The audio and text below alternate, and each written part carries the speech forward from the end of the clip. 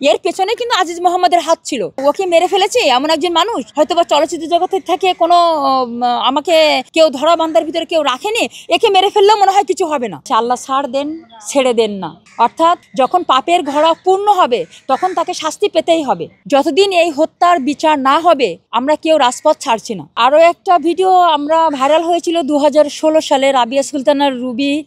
এটা তো সারা দেশবাসী এবং সারা বিশ্বের মানুষ জানে, যেখান থেকে আমি নিজেও একজন ক্ষুদ্র প্রেমী হয়েছি।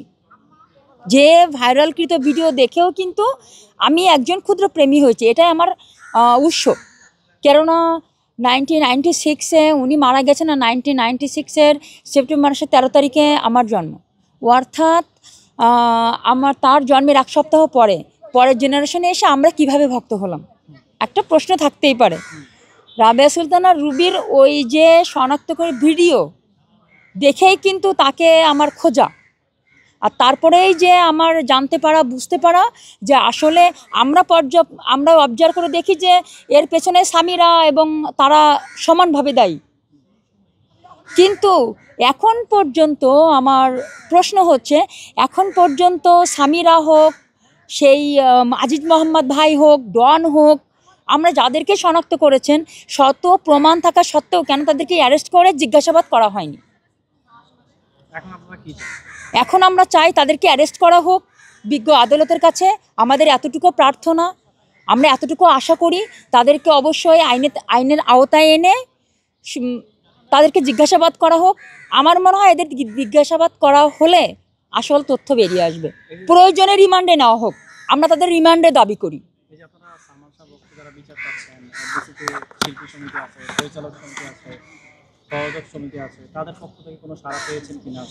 এখন পর্যন্ত পরিচালক চিত্র জগতের পক্ষ থেকে আমরা সেই আজকে 29টি বছরেও কোনো সাড়া পাইনি, আর ভবিষ্যতে যে সাড়া পাবো এটা নিয়ে আমাদের কোনো মাথা ব্যথা নেই।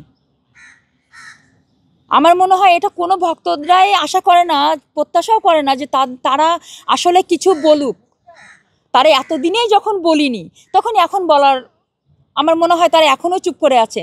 আজকে যখন আত্মহত্যা মামলাটাকে হত্যা মামলায় পরিণত হওয়ার পরও আজ পর্যন্ত আমি কাউকে দোষারোপ করছি না। সবার প্রতি আমার সমান শ্রদ্ধা আছে, ভক্তি আছে, ভালোবাসা আছে। সবারই সিনেমা আমার দেখা হয়, সব নায়ক নায়িকাদের। কিন্তু বিশেষ করে যেমন এর আগেও তো মারা গেছে, যেমন নায়ক সোহেল চৌধুরী, উনিও কিন্তু ভালো একজন নায়ক ছিল, কথার পিঠে আসলো তাই। এর পেছনে কিন্তু আজিজ মোহাম্মদের হাত ছিল, অস্বীকার করার জায়গা নেই।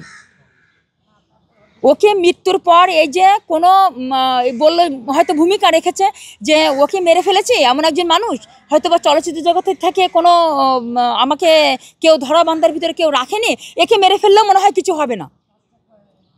একটা আশা ছিল আর কালো টাকার পাহাড় ছিল, যে জন্য তারা কিন্তু আইনকে বেআইনিভাবে জব্দ করেছে। আশা করা যায় সোহেল চৌধুরীর ভক্ত কতগুলো ছিল আমি জানি না, কিন্তু সালমান শাহর ভক্ত দেশে বিদেশে যে কত আছে এটা মনে হয় তার ধারণা ছিল না।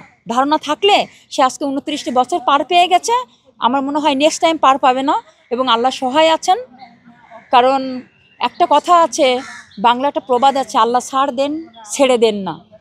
অর্থাৎ যখন পাপের ঘোড়া পূর্ণ হবে তখন তাকে শাস্তি পেতেই হবে। হয়তো এখানেই তার সমাপ্তি, তার শেষ সময় চলে এসছে এবং অবনতি শুরু হয়ে গেছে। আশা করছি তারা শাস্তি পাবে, এবং আমরা এটাই আপনাদের কাছে শুধু একটাই অনুরোধ, আপনারা ভুল কোনো তথ্য, সকল মিডিয়াকে বলছি, ভুল কোনো তথ্য দিবেন না। যে কোনো তথ্য দিবেন অন্তত যেন সত্য হয় সেটা। আমরা আশা করছি, আমরা কখনো মিথ্যা নিয়ে লড়াই করিনি, আমরা সত্যের সঙ্গে আছি, সত্যটা নিয়েই লড়াই করছি। আর যতদিন এই হত্যার বিচার না হবে আমরা কেউ রাজপথ ছাড়ছি না।